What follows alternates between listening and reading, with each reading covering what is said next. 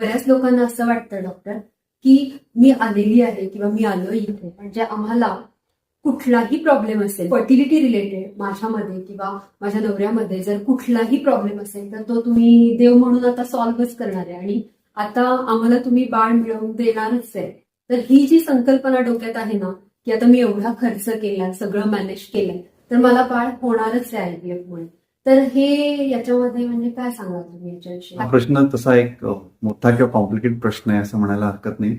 पण simple language मध्ये सांगायचं म्हटलं तर आयव्हीएफ चा सक्सेस रेट 100% एका अटेम्प्ट मध्ये होऊ नाही शकत किंवा एका अटेम्प्ट मध्ये एव्हरेज 40 ते 45% सक्सेस रेट डिपेंडिंग आपण किती एम्ब्रिओज सोडतो काय तेवढा फ्लक्च्युएशन्स असतात.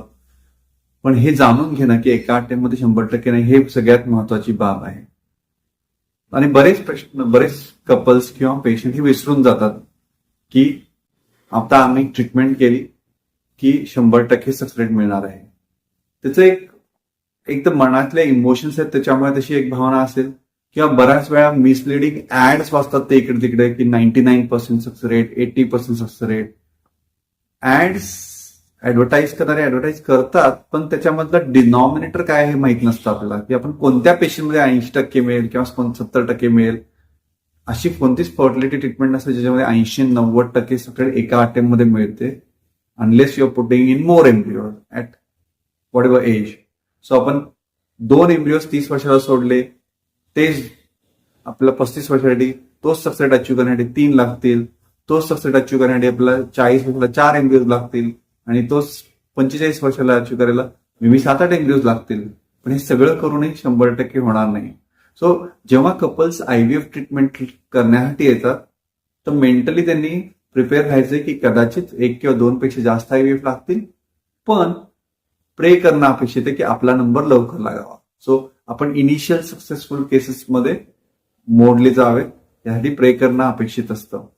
सगळ्यांचीच प्रेग्नन्सी राहू शकते का कसलाही प्रॉब्लेम असेल तर जर आपण सगळ्या टेस्ट ट्रीटमेंटचा अनुकूल उपयोग करू शकलो तर त्याचं उत्तर आहे की हो ऑलमोस्ट 99% लोकांची आपण ट्रीटमेंट अचीव्ह करू शकतो. माझ्या पर्सनल प्रॅक्टिसमध्ये 1% असे पेशंट असतात की ज्यांना खूप खूप वेळ लागू शकतो किंवा ज्यांना आपण ट्रीटमेंट आता थांबवायला पाहिजे तुम्ही अडॉप्शन करण्याची गरज आहे किंवा अदर अल्टरनेटिव्ह कडे बघण्याची गरज आहे असं सांगतो. सो ट्रीटमेंट करून बऱ्याचशा कपल्सची प्रेग्नन्सी राहणार आहे. प्रॉब्लेम्स काय आहेत ते व्यवस्थित आयडेंटिफाय करणे आणि त्या प्रॉब्लेम्सला पॉइंट ऑफ व्ह्यू ट्रीटमेंट करण्याची गरज असते. आता नेक्स्ट क्वेश्चन डॉक्टर तुमच्यासाठी असा आहे की आयव्हीएफ ट्रीटमेंट मध्ये तुम्ही जे काही हॉर्मोन्सची इंजेक्शन्स किंवा जी काही ट्रीटमेंट गोळ्या मेडिकेशन तुम्ही वापरता त्यामुळे कॅन्सरचा धोका वाढतो असं लोक म्हणतात किंवा पुढे जाऊन कॅन्सर होण्याची संभावना कितपत असते असं याविषयी जरा आम्हाला सांगा. आयव्हीएफ केल्यामुळे आपल्या शरीरावर काही दुष्परिणाम होतील का आणि त्यातला एक भाग म्हणजे आपल्याला पुढे जाऊन कॅन्सर होईल का हे असे 2 प्रश्न जे आहेत ते कॉमनली सगळ्यांच्या मनात असतात. बऱ्याच वेळा काही लोक याच भीतीमुळे ट्रीटमेंट घेत नाहीत आणि ते की पोस्टपोनिंग द ट्रीटमेंट. सो आतापर्यंतच्या ज्या आयव्हीएफचा प्रवास आहे टोटल जो आता एवढ्या सगळ्या वर्षापासून आयव्हीएफची ट्रीटमेंट करतोय त्या hundreds and thousands and lakhs of couples तर त्याच्यातून हे नक्कीच निष्कर्ष काढता येतो की आयव्हीएफ एक सेफ आणि इफेक्टिव्ह प्रोसिजर आहे. पर से आयव्हीएफच्या प्रोसिजरमुळे कॅन्सरची रिस्क वाढत नाही. पूर्वी आम्ही म्हणायचो की बॉर्डरलाईन ओव्हरिन ट्युमरची शक्यता थोडीशी वाढते पण तोही डेटा काही सफिशियंट नाहीये. So overall cancer point of view IVF per se किंवा आयव्हीएफ मध्ये दिलेले गेले इंजेक्शन जे आहेत त्यामुळे कॅन्सरची रिस्क भयानक किंवा खूप किंवा मॉडरेट सिग्निफिकंट पद्धतीने किंवा what ever you can choose any word कुठलीही तुम्ही टर्मिनॉलॉजी वापरली तर आपल्याला असं म्हणता येतं की तसं काही होत नाही. It is safe. प्रश्न असतो की आपल्या शरीरावर काही दुष्परिणाम होतात का. बऱ्याच वेळा दुष्परिणाम हा एक फक्त वर्डच आहे तसं काहीच होत नसतं की मला अंग दुखेल का मला पाठ दुखेल का मला हेच होईल का मला तेच होईल का. हे सगळे प्रश्न का निर्माण होतात किंवा हे सगळ्या गोष्टी का निर्माण होतात. बऱ्याच वेळा we are totally health unconscious म्हणजे आपण हेल्थकडे लक्षच देत नाहीये.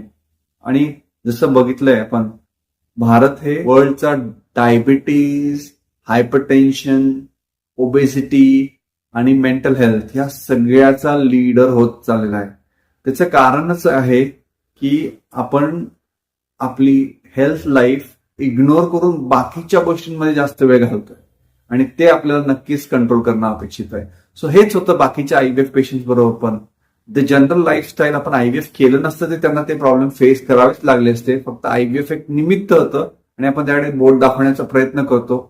आपल्या ऍक्सिडेंटसाठी कुणाकडे तरी बोट दाखवलं की आपल्याला बरं वाटतं. तेच होतं आयव्हीएफच्या इंजेक्शन सेंटरकडे. आयव्हीएफ केलं म्हणून असं झालं किंवा सिझेरियन स्पायनल अनेस्थेशिया दिला म्हणून असं झालं. तसे बरेच असं काहीही नसतं. आपली हेल्थ आपण सांभाळली तर ही रिस्क काही वाढत नाही.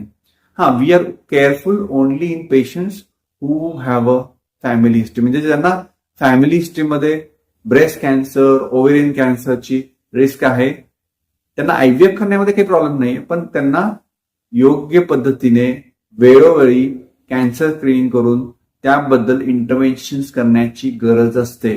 आयव्हीएफमुळे ती कॅन्सर रिस्क वाढणार नाही की अशा पेशंटमध्ये आयव्हीएफमुळे कॅन्सर 4 वर्ष अगोदर होणार आहे किंवा 10 वर्ष अगोदर होणार नाही.